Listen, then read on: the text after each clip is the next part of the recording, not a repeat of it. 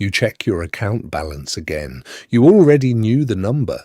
You checked it an hour ago, but you check it again anyway. Like somehow it might have changed. Like somehow this time it'll feel different. It doesn't. And then that familiar tightness shows up. Not just worry, something heavier. A quiet fear that says, what if this never gets better? What if I'm always going to feel behind on this? Nobody talks about how exhausting it is to carry this. Not the big, dramatic financial crisis, just the ongoing, everyday weight of doing math in your head before you buy anything. Wondering if you're behind where you should be by now.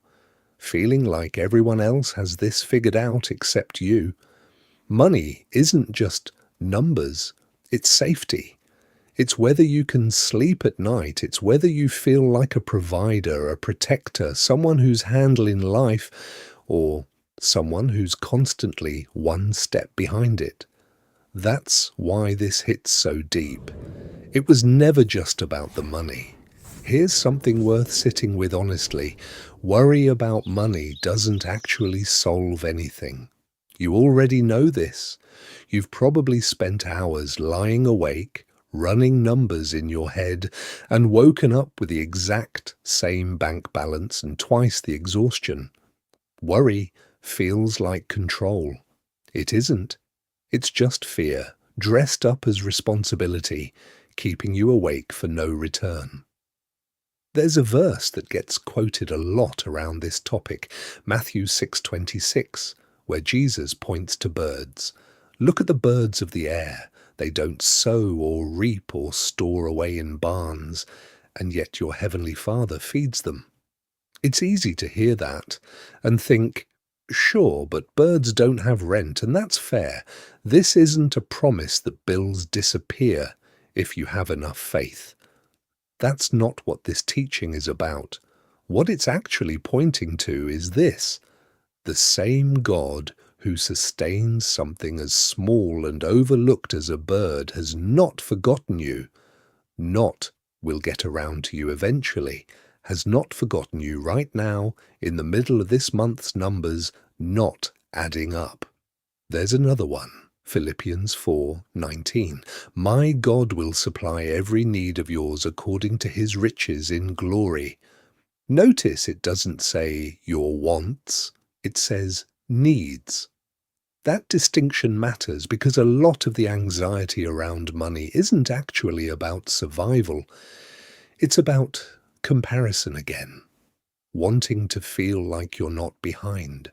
Wanting the version of life you see everyone else living.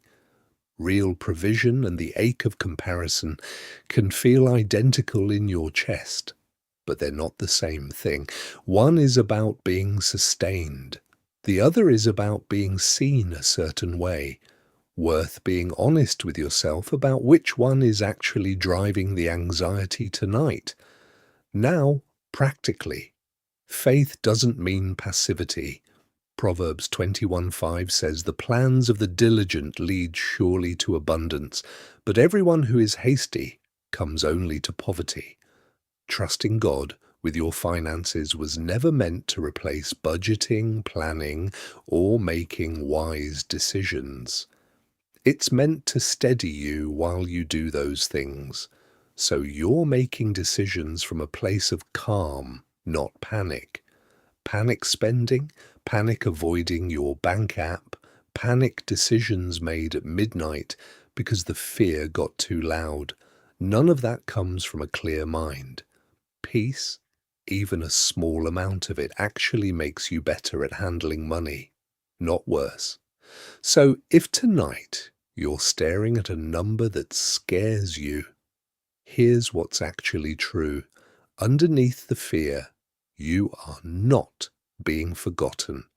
You are not behind some invisible schedule everyone else is ahead of, and the same faithfulness that has carried you through every hard month before this one hasn't run out. It's still here, in this one too. Take one small step tomorrow. Not the whole plan, just one step. Look at one bill, make one decision, have one honest conversation you've been avoiding.